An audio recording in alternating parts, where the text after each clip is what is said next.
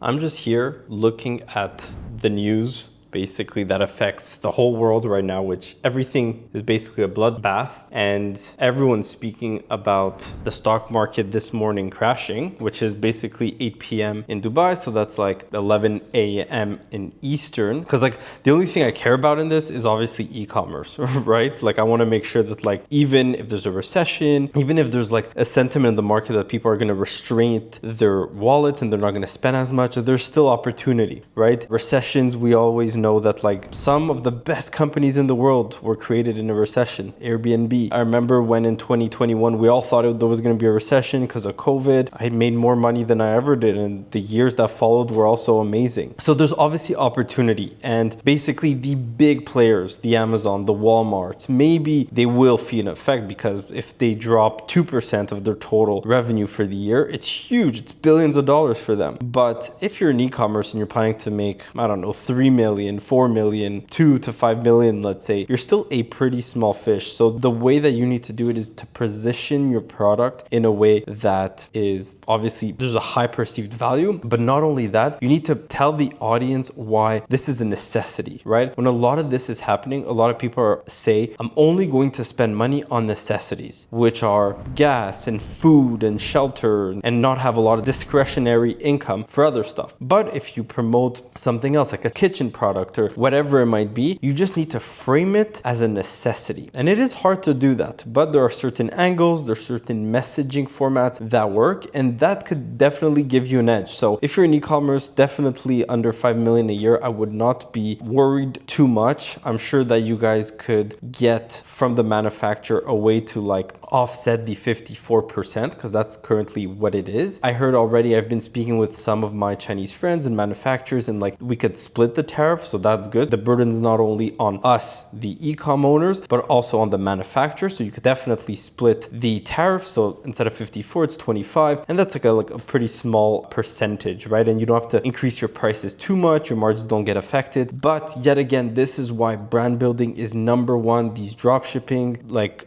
products is not going to work, especially if you don't have off the gate gross margins of 80%. You are doing something wrong. Meta is extremely expensive. Now there's tariffs. All the product costs are probably going to go up. They're going to try to make money through that. These Chinese manufacturers do that. So it's important to choose a product that is viable to sell and that you can scale with. So 80%, 75%, even 70% gross margin is keen to have. So definitely keep this in mind. There's always opportunities to be made, even in a recession, even if people are not buying as much. This is just the time to create very, very good products, right? And if you're an entrepreneur and you're doing software, whatever, this is just a time to create quality products. The people that got around the last 5 years, 6 years, selling shit products, selling shit software, selling shit services, they're getting wiped out, and they will be wiped out. So this is why the con agency is not suffering. We've had the best profit months in a very long time. The Ecom, we have money saved up. We have extremely good gross margin. So I'm definitely not worried. I think I see opportunity in this to make my products better, to make it seem more valuable than what it is, and to have a high perceived value for the consumer.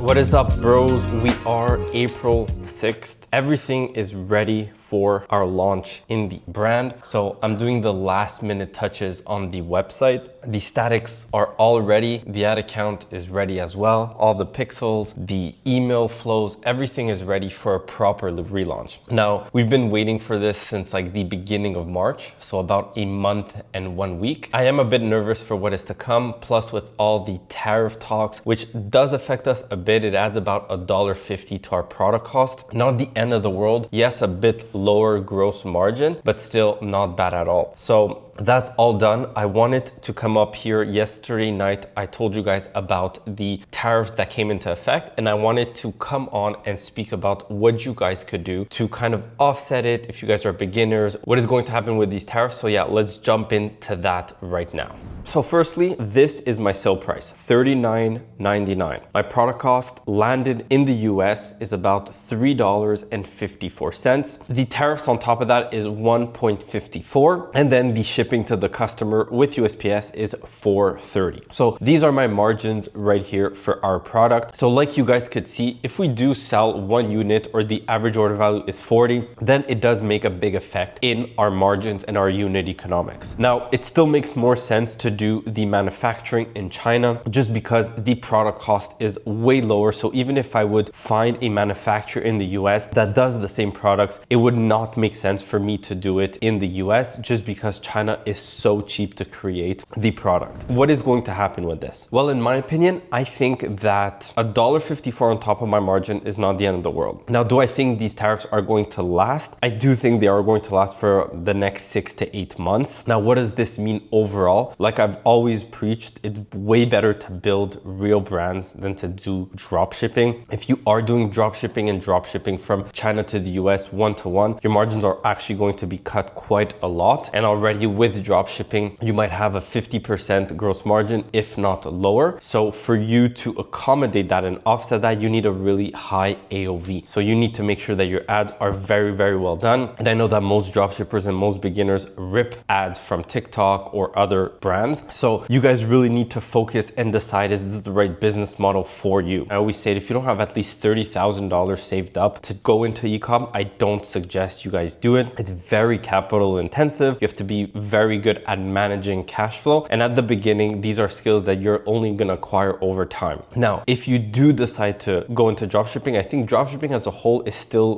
good, just because dropshipping just means sending a product from China to the US without ordering a huge batch of inventory. So that's a good model to try out products, to test different things. Now, if you do get sales, you cannot solely rely on dropshipping. You need to order inventory and you need to place it into the US, bulk order. You do a bulk shipment from China to the US by sea so that it costs you way less than doing it by air with DHL or FedEx. But when it gets into the US, then you use a 3PL or third-party logistics to ship out your product. So they will charge you about a pick and pack fee, about $1.50 per product. And then you will need to pay the USPS ground shipping, which is about $4.30, $4.50, depending on your weight of the product. Now, as a whole, there's going to be a lot of different people that are going to exit ecom. So what's going to happen to ecom? The demand is still rising as the supply is going to go down, meaning a lot of people are not going to be able to sustain the margins. They're not going to have enough capital to actually run their businesses. They're going to go out of business, or they're going to completely change business models. They're going to say, ecom is not for me. I wanted to start it. And a lot of your competition that is just going to leave the ecom space. So that means that the supply will go down, but the demand keeps going up. There's still TikTok Shop. There's a lot of consumers all around the world that want products, new products and quality products. So what does this mean for you? If you do hold into ecom and you do tough it out, you will be able to make a lot of money. You will be able to make a sustainable brand over the next couple of years. Now, it is easier said than done, but of course, this is why I always stress so much to have a good capital to start ecom, because it is super cost intensive. Now, what does this mean for our launch? Our launch is still going to happen as planned. We have a good backup of capital that we can use to build this brand. Like you guys know, I did not just test a different bunch of products. I just went into one avenue, the beauty and cosmetics, and I'm like, you know what? I will make it work. I have no choice but to make it work. So the website is done, the statics are done, the UGC content is also done. So tomorrow is the day that the ads go live. I'm going to set it up today on the ad account, and then we will see how the landing page did. We got an agency that did the landing page. We will see if it is better than 0.4%. That was basically what it was at before, with the high CPMs that we were having on the ad account, the low conversion rate, just we weren't selling a lot or basically anything. So with the new landing page, we're hoping to at least see a 2% conversion rate, so that every 100 people that get on the website, 2 people buy. So I'll give you guys an update along the week of what is happening and what the results were. I'll show you guys the ad account once it is live. Like my previous video, I showed you guys everything that I did inside the ad account and the whole step-by-step process we did to do our concept creation and our creative strategy. So we'll see if it works. I have a very good feeling about this product. I have a very good feeling about this brand. The design is very well done. The packaging is amazing. The logo is amazing as well. It looks super professional. It looks super luxurious. We put a lot of time and money invested into the landing page, the creatives, the product seedings. So we are getting to the finish line right here to the launch date. We are going to make it work, and I'll keep you guys updated on the next video.